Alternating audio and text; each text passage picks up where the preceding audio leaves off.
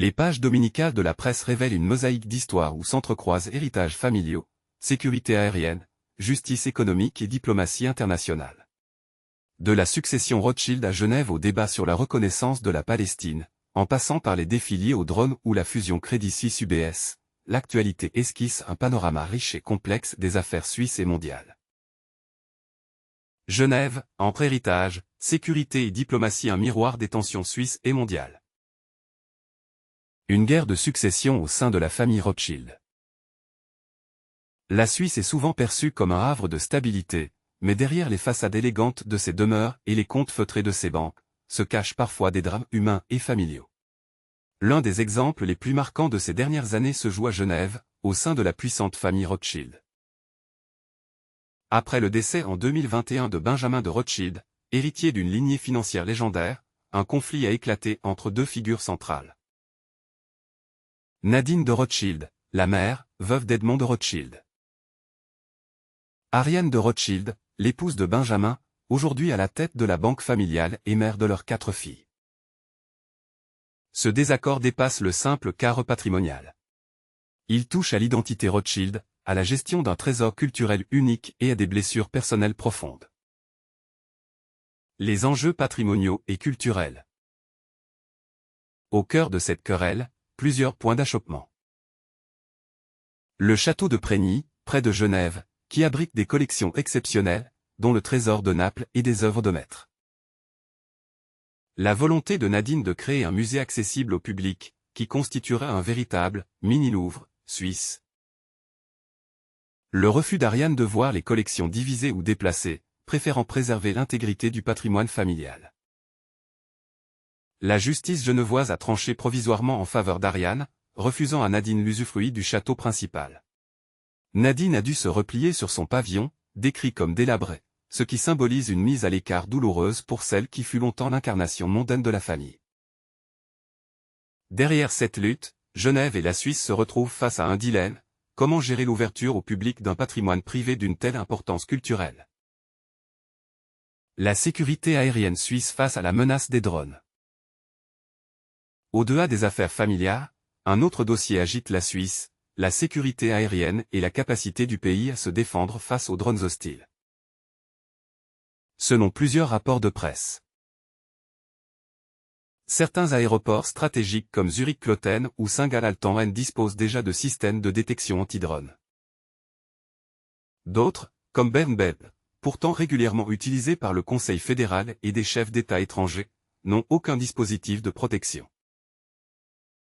Genève et Bâle-Mulhouse restent évasifs sur leur installation. Les défis techniques. L'armée suisse teste des brouilleurs électroniques pour contrer les survols suspects de bases comme Meiringen. Mais ces brouilleurs posent un problème majeur. Ils perturbent aussi les communications civiles, ce qui limite leur usage. Un rapport du Conseil fédéral est clair: la Suisse ne serait pas capable d'intercepter efficacement un drone hostile. Un investissement massif prévu. Pour tenter de combler ces lacunes, le département de la Défense prévoit un budget de 100 millions de francs d'ici 2033. Des systèmes renforcés de détection et d'interception. Mais malgré ces annonces, des spécialistes jugent que la protection reste insuffisante.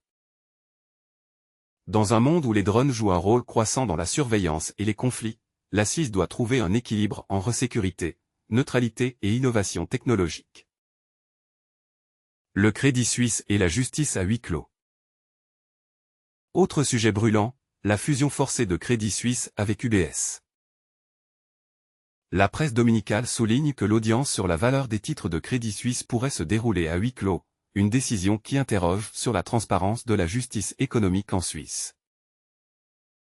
Les mesures en vigueur.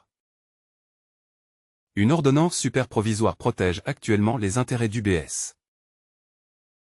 Les avocats n'ont pas le droit de transmettre de documents.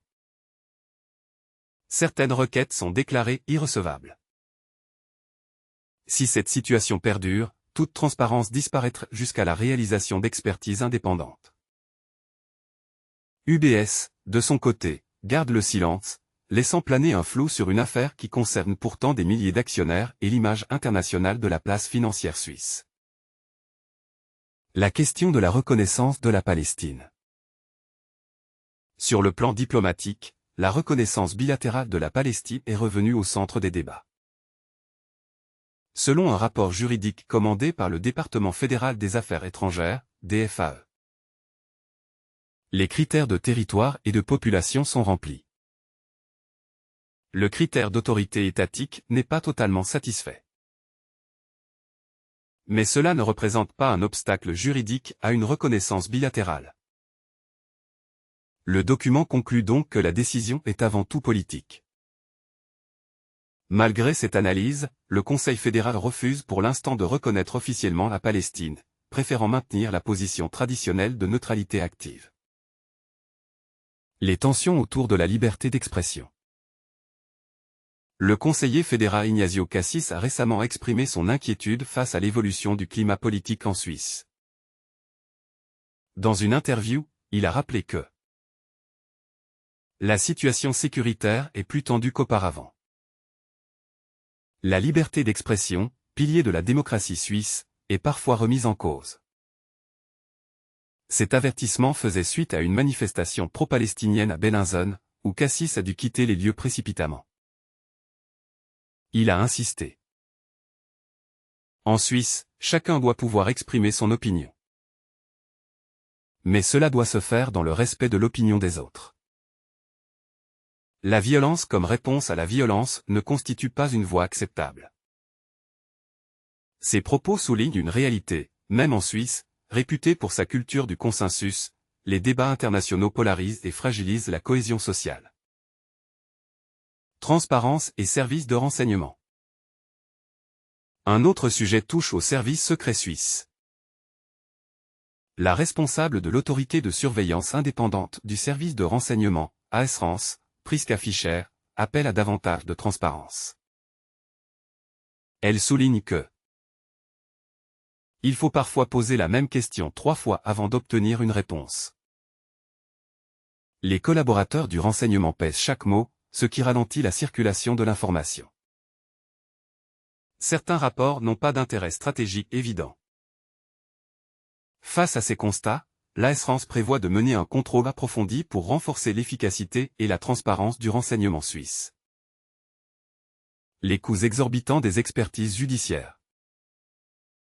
Enfin, la presse dominicale met en lumière un dossier financier sensible, les honoraires liés à l'expertise judiciaire sur RUAG, groupe d'armement suisse. Le cabinet d'avocats Niederer Kraft Frey a facturé plus de 10 millions de francs pour son travail.